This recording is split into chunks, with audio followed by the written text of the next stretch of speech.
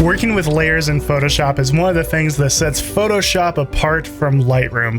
Lightroom, when you're using adjustment brushes, you can kind of work locally, but when you're working with selections in Photoshop, you're able to be very refined and targeted with those adjustments. So let me show you a couple different ways of using selections inside of Photoshop. So when we're working with selections in Photoshop, we're going to be using the Quick Select tool a whole lot. And that's this guy right here, if you remember from the tools that you need to know video. For example, we have this photo here that I know needs a lot of contrast in the rock. This is Smith Rock in Oregon. And I also know that our sky needs darkened. Now, I could do a couple adjustments and just use layer masks and just kind of sloppily paint it in. But the problem with doing that is that we're not going to be able to paint our adjustment in accurately enough to hide what it is that we're doing. So selections are going to be excellent in this case because we have this nice sharp clean edge, and that's going to help us make a very nice selection. So the first thing I want to do is darken down and add contrast to our sky. So we can grab our quick selection tool and we'll just start making a selection of our sky. I'm just clicking and dragging, and as I do that, it's going to modify the current selection and kind of add to it. Now when we zoom in here, I'm looking around at the selection that it's made, and it's made a pretty good selection, but not absolutely perfect. So what we're going to want to do is alter this selection. We're going to go up here to the select and mask button that I showed you earlier in an earlier video. So when I click on that, let's zoom back out here. So when I click on select and mask, this is the view that we get here. We're going to dive into some of the different views that we have available here. So over here on the right, we have our different view options, and we have different view modes. Right now we have overlay. So basically this overlay view is going to show us what we have selected by having it shine through, and then everything that's not selected is currently going to be red. We could also do marching ants, which we're very familiar with. We have onion skin, which is going to show what we have selected, but it's going to show what's underneath down here in our blank pixels here. And because there are no layers underneath our current layer, this is not a super useful view. And then we have black and white. It kind of looks like a layer mask. And then we have on black and on white. Overlay, for me, works the best a lot of times just because it's very apparent what you have. Now over here, we have a couple different options. So at the top here, we have our quick selection tool. This is the way that we can modify our selection just like we did with the quick select tool. It's the exact same tool, only we can re-access it here. And then right here, we have this tool here, and this is going to be our refine edge brush tool. This is going to be the main tool that you're going to need to use here. The way this works is we're going to zoom into an area that we want Photoshop to take another look at. We want to refine the edge. And right down here, we can see where this tree is not 100% selected. This tree isn't. There's some gaps in between the limbs that we want it to take a look at. Basically, all we do is paint over or brush over these areas we want Photoshop to take another look at. You can change the size of your brush tool with your bracket keys, just like any other brush. And I'm just going to brush over this area. And when I let go, it's going to take another look at that. And if I undo what I just did, you can see it looked like this before, and then after it took another look, it grabbed the limbs but did not select the areas in between the limbs. That's way better than we would be able to do manually. And anywhere that looks like our edge is not perfect, we're just going to paint over it again. And it's going to take another look at it. It's going to feather when necessary, when we have kind of not a very clear edge. It's going to feather our selection, and it just does a really, really good job of refining the edge. So this is what we're going to do. We're going to make a nice selection. We're going to brush over any areas that are not already perfect, like this bush up here. And voila, we have a perfect selection of our sky. We're going to hit OK. Once we hit OK, we're going to see our marching ants again, and we have our sky selected. Now, what do we do with this selection?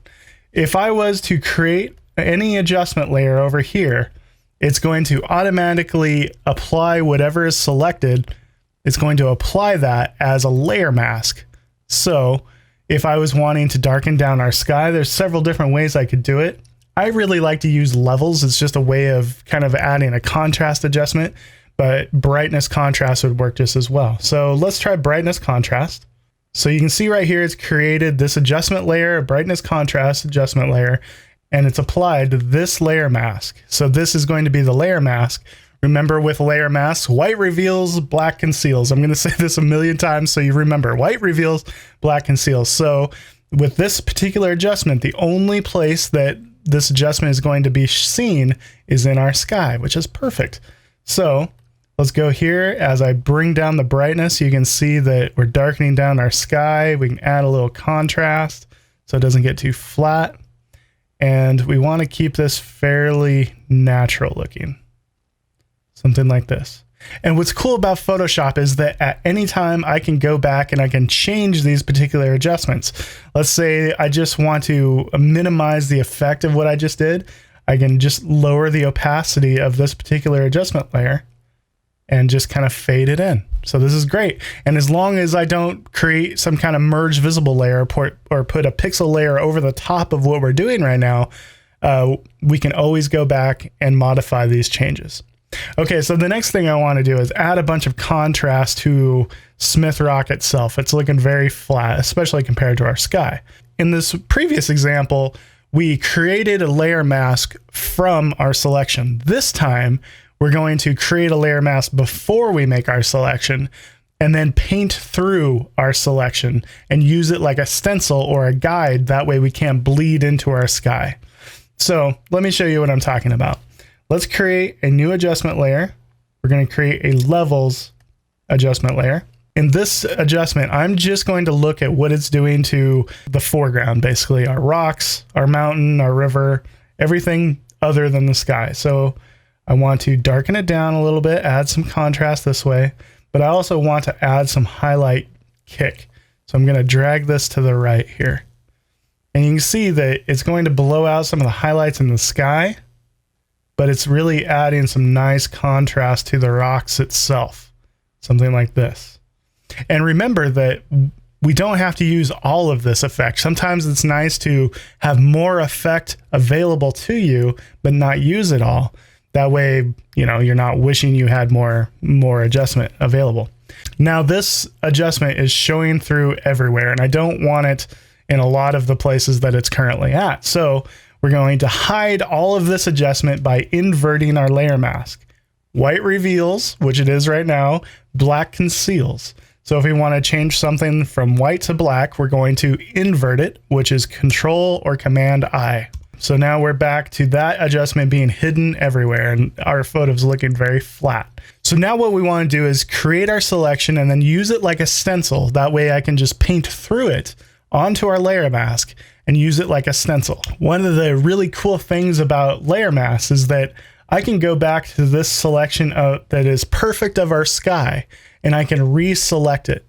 So if I go Control or Command and click on it, you can see it brings up our marching ants again. Again, I just clicked on this layer mask here that we used for our brightness contrast adjustment. So now we have this selection of the sky, which is the opposite of what we want. So what we can do is we can right click and then select inverse. And now everything but the sky is selected. So this is going to limit my ability to paint only where it's selected. So for example, let's just do a quick example. Let's say I grab my lasso tool and I make this selection here.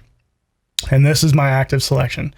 Now when I select a paintbrush and I paint white onto this layer mask, it's only going to allow me to paint inside my selection. Does that make sense? Okay. So now we're going to use the same technique, only with that selection of the sky. We're going to select the opposite of the sky, which is everything other than the sky. And we're going to use the same technique to paint in that contrast adjustment. So let's undo our wonderful paint job here. Let's select our sky. I'm going to hold down Control or Command and click on this layer mask, which reactivates this selection. I'm going to make sure I have one of my selection tools active. I'm going to right click and select inverse, which is selecting the opposite of what that current selection was. So now we have our marching ants showing us that we have this selection active. I'm going to click on the layer mask of our levels adjustment here.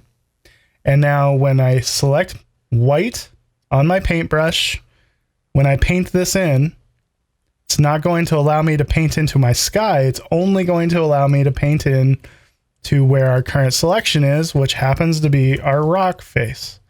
So as I paint this adjustment in, I can add as much or as little to it of it as I want. So those places where I was looking overdone, I don't have to add it all, but the places that it looks good, I'll add as much of it as I want. And just like that, we used that selection as a stencil. Now, if I hold down Alt and I click on my layer mask, it shows me what my layer mask looks like. And you can see that it's stayed within our selection, and it's only allowed us to paint into our foreground. And that is something that you could never do inside of Lightroom. So another hotkey I want to teach you, just for the sake of usability, is Control or Command H. And what that's going to do is it's going to hide your marching ants when you have a selection active. So when I hit Control or Command H, it hides our marching ants. Now that selection is still active, but now I don't have to look at that really annoying dotted line everywhere, and it's just going to be a lot easier to work with. So in those two simple adjustments, we went from this very flat result to this more contrasty adjustment where we are able to add a whole lot of highlight pop into our rock face without that bleeding into our sky and blowing out our highlights. And we would never be able to paint a selection as accurate as this. Okay, so let's take a look at another example.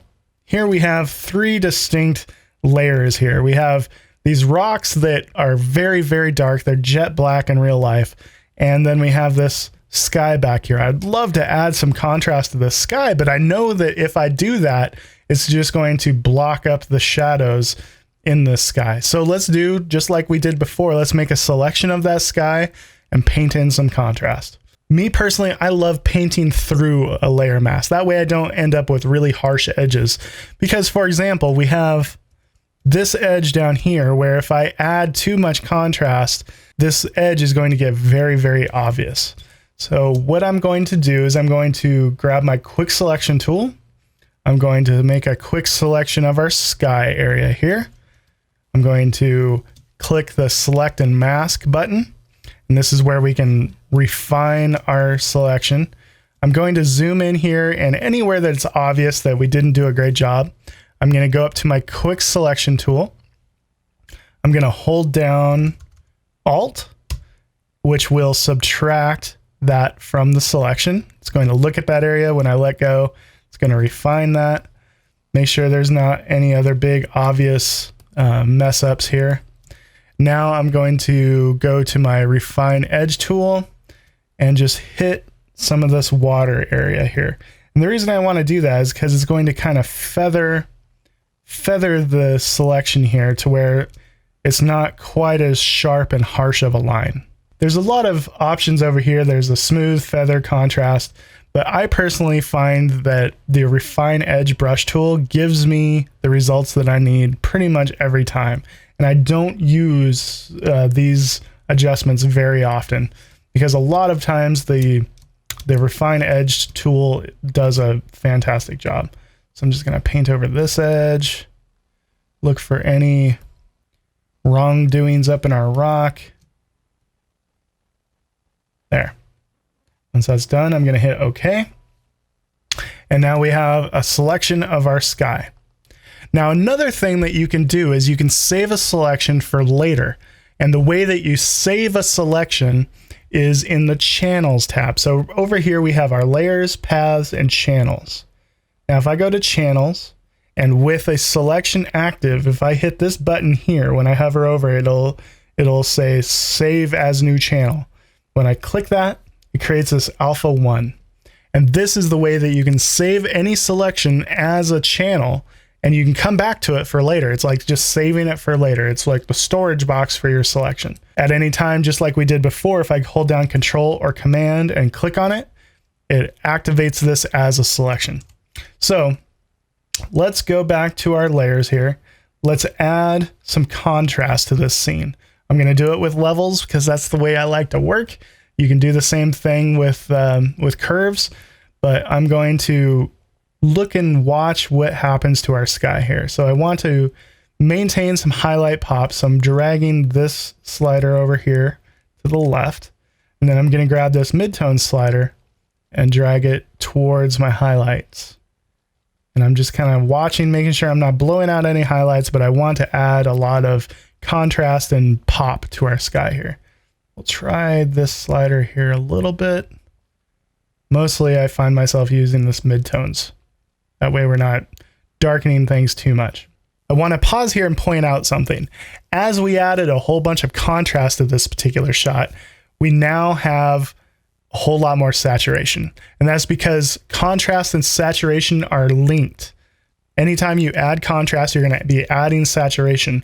The way to get around that, if you found, like in this shot, that we've added too much saturation, is we can go here and change the blend mode of this adjustment layer. So right now, by default, everything comes in as normal. But if we change this to luminosity, it's not going to affect color anymore. It's only going to affect the brightness, the luminosity of that. So normal, we had all of this saturation. Luminosity, it takes that saturation away. We're only affecting the contrast, the actual texture and brightness of the scene here. Okay, so now we want to start from scratch. We want to hide this adjustment. So I'm going to select our layer mask and go Control or Command I.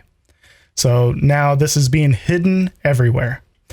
Now let's go grab that saved selection that we had over in our channels tab. So we'll click on channels. We'll go down to this alpha 1. I'll hold down Control and click on it, and we'll see our marching ants come up. We'll go back over to our layers. We'll click on our layer mask here, and here we have our marching ants. Remember, the way to hide this selection is Control or Command H, H for hide. And now with a white paintbrush, I can go here and paint in this selection. So I'm going to just start painting in this adjustment right here. And it's not going to allow me to go into those deeper shadows because all we have selected is our sky. Now, the reason I'm painting through this selection is because maybe I don't want this adjustment everywhere. Maybe I don't want it down close to this horizon where our sky becomes darker than our waves. That's not how it would happen in real life. So I'm going to go back a couple steps and keep this adjustment more in the upper clouds and less in the lower clouds. That way we don't end up with any weird horizons. At any time I can switch to black and I can remove what I've done as well. So down here I was getting a little too close to my horizon. So I'm just kind of painting it out of that area, switch back to white and paint in that adjustment. Okay, so that one step, we've darkened our sky. That's great. Now the next thing I want to do is brighten up everything else and add some highlight punch everywhere else. So guess what? We can create a new levels adjustment. Delete that layer mask. And now I'm going to be looking at what it's doing in our rocks and in our water. So I'm going to add a whole lot of highlight kick. I'm ignoring what's going on in the sky. Going to darken our midtones a little bit. I'm just looking at what it's doing in our water. And really, I don't have to add it in down here either. So what I can do is I can add a little bit more, and we can add a little bit more into this background wave and less into this foreground wave. That way our eye goes back into the frame.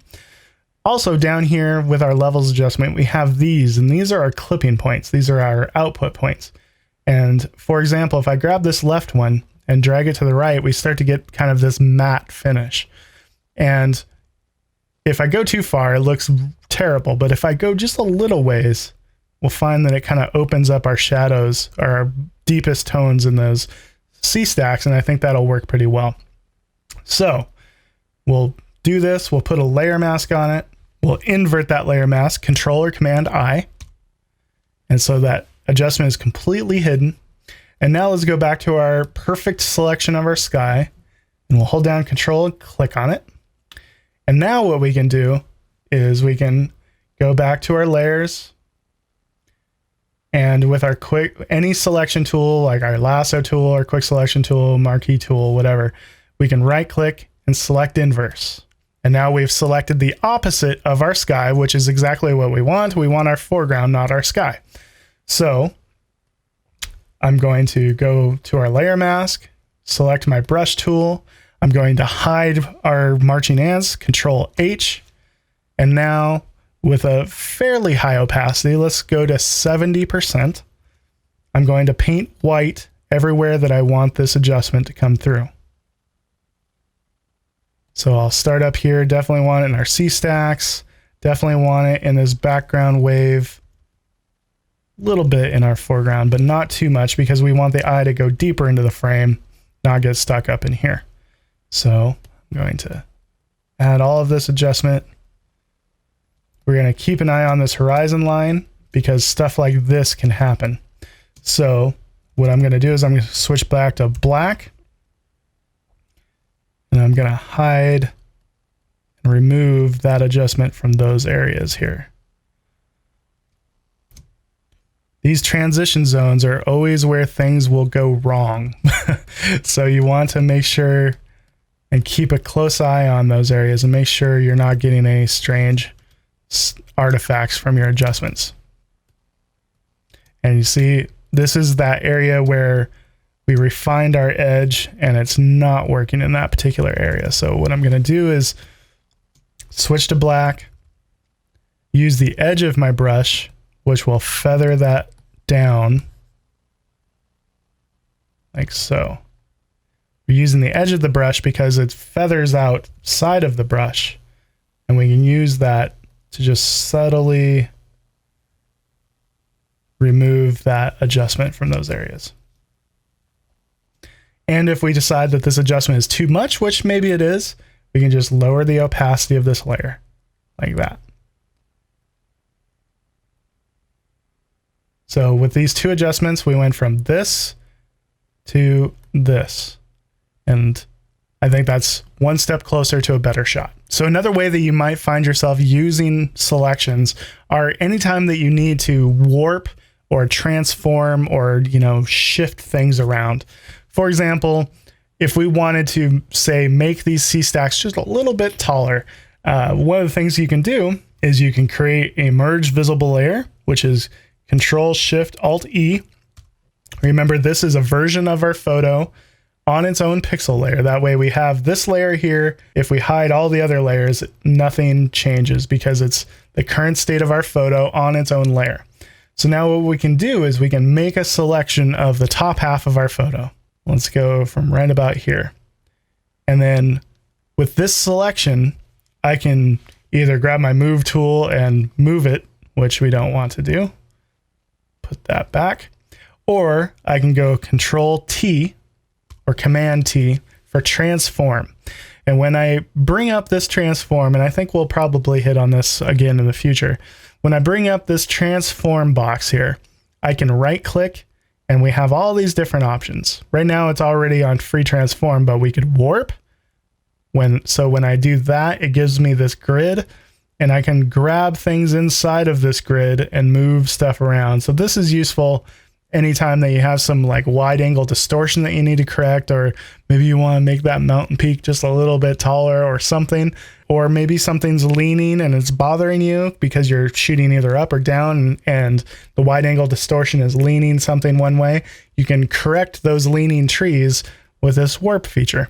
And anytime that you've done an adjustment, you have to hit enter and then it'll render that down. So you can see on this layer, we've done that minor shift. Another thing you can do is with this selection active, I can hit Control T again. And what I find myself doing sometimes when I'm shooting super wide angle and everything in the center of my frame gets squished, let's say I have a mountain in the center of my wide angle frame, what's going to happen is something called pancaking, where that big mountain gets squished this way just because of the way the lens optics work. So what you can do, you can make your selection, you can hit Control T, and then you can just stretch things back out, and you can stretch your selection or do whatever you need to do. And when you're done, hit enter. There's a lot of times where doing just a little bit of that will bring it back to reality, and you're removing a little bit of that wide angle distortion. Or maybe you want to go outside of reality and make that little mountain a great big pointy mountain. You can do that with transform. There's so many different ways of using selections that the possibilities are kind of endless. You can combine them with using adjustment layers like we showed here, or you can combine them with making a selection of a particular object and then dodging or burning over the top of that. There's many different ways of using this. It's really up to you and your imagination to come up with all the different ways. And we'll show you several different ways in future videos, but this is some of the basic ways of using and working with selections.